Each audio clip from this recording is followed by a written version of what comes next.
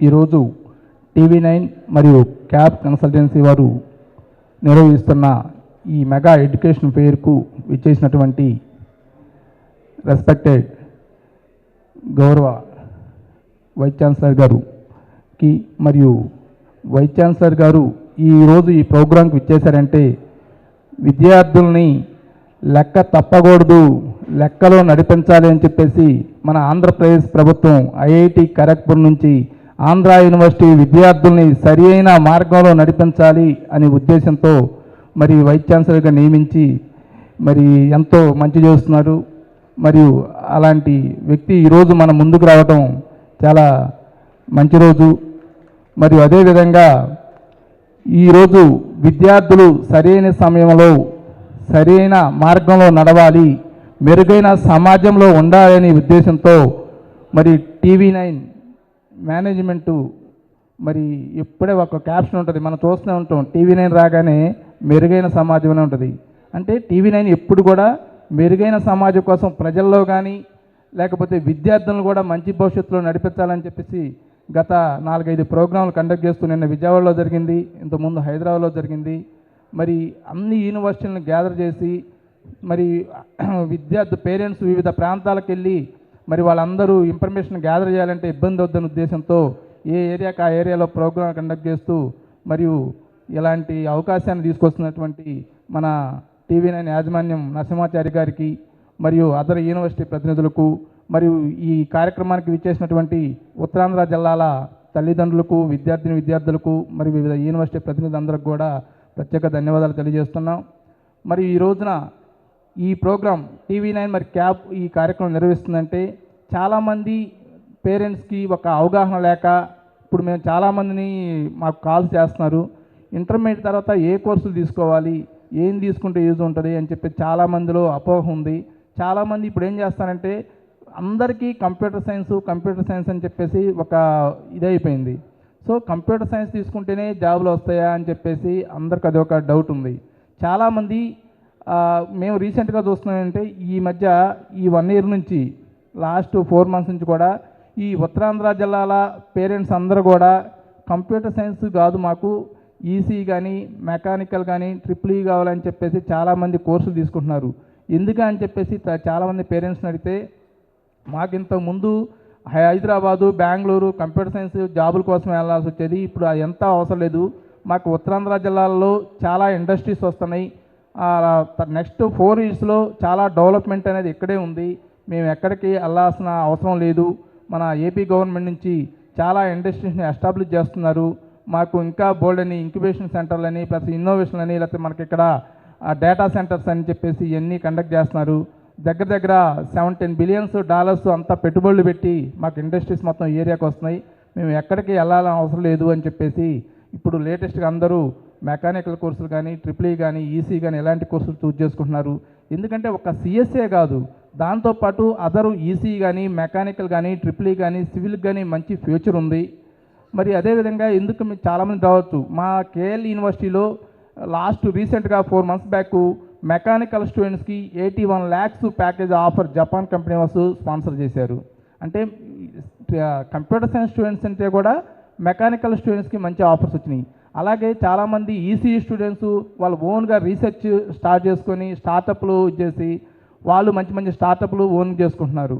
అలాగే triple E students కూడా వాళ్ళు ఓన్లీ గవర్నమెంట్ జాబ్స్కి ప్రైవేట్ జాబ్సే కాకుండా గవర్నమెంట్ జాబ్స్కి కూడా వాళ్ళు ట్రై చేసి మంచి పొజిషన్లో ఉంటున్నారు. అలాగే సివిల్ అందరికీ కంప్యూటర్ సైన్స్ వచ్చిన తర్వాత సివిల్స్కి ఎవరు వెళ్ళట్లేదని చెప్పేసి టాక్ వచ్చింది. కానీ రీసెంట్గా ఈ ఏపీ ప్రభుత్వం చాలామంది సివిల్ మెకానికల్ స్టూడెంట్స్కి మంచి ఆఫర్స్ ప్రొవైడ్ చేయాలని చెప్పేసి చాలా రోడ్వేస్ కానీ లేకపోతే ఎయిర్పోర్ట్స్ కానీ లేకపోతే ఇంకా కన్స్ట్రక్షన్స్ బిగిన్ చేసి వాళ్ళందరికి కూడా కంపల్సరీగా స్ట్రక్చరల్ ఇంజనీర్స్ కావాలనే ఉద్దేశంతో చాలా ఆపర్చునిటీ ఉండడం వల్ల అలాంటి వాళ్ళకి కూడా సివిల్కి కూడా మంచి ఇమేజ్ ఉంది.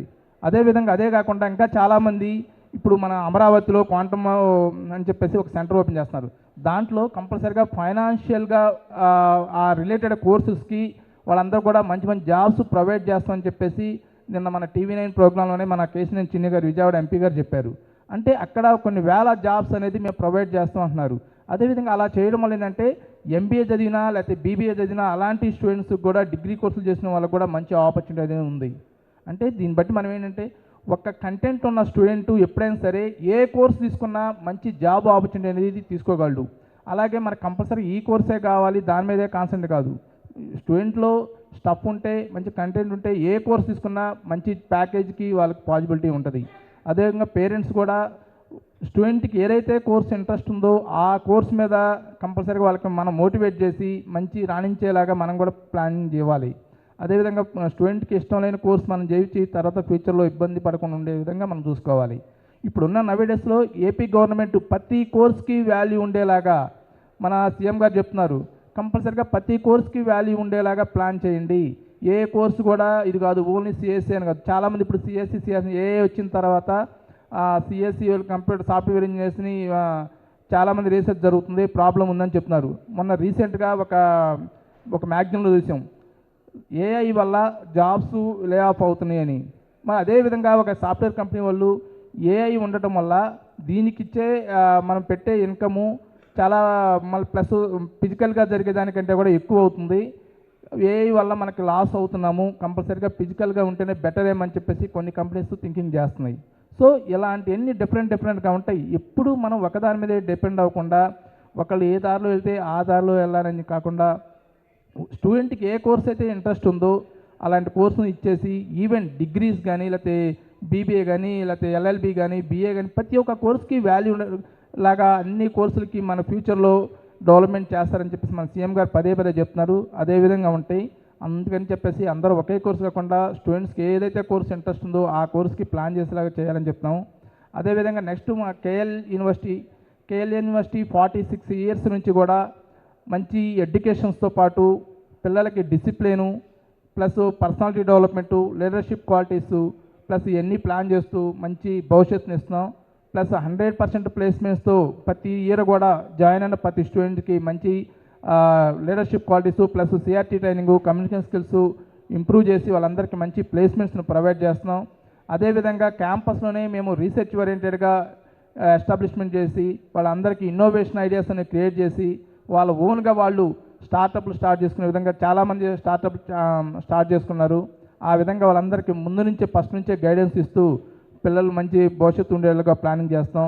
అదేవిధంగా పిల్లలకు ఇప్పుడు హాబీ క్లబ్స్ కానీ లేకపోతే ఇంకా ఎక్స్ట్రా కరికులర్ యాక్టివిటీస్ కానీ ఇలాంటివన్నీ బోల్డ్ ఉంటాయి. అవన్నీ చేస్తూ ప్లస్ స్టూడెంట్స్కి ఇష్టమయ్యేలాగా మల్టీ డిసిప్లినరీ కోర్సెస్ అలాగే ఇండస్ట్రీ బేస్డ్ కరికులము ఇవన్నీ ప్రొవైడ్ చేస్తూ చాలా మంచిగా పిల్లలకి ఫ్యూచర్ ఉండే విధంగా మేము కేఎల్ యూనివర్సిటీ నుంచి ప్రొవైడ్ చేస్తున్నాం. ప్లస్ ఇదే విధంగా అందరూ విద్యార్థులు కూడా మంచి కాలేజెస్ని చూజ్ చేసుకుని చక్కగా మంచి కాలేజీలో జాయిన్ అవుతారని ఆశిస్తూ ప్లస్ మరొకసారి ఈ TV9 క్యాబ్ కన్సల్టెన్సీకి ప్రత్యేకంగా ధన్యవాదాలు తెలియజేస్తున్నాను. Thank you.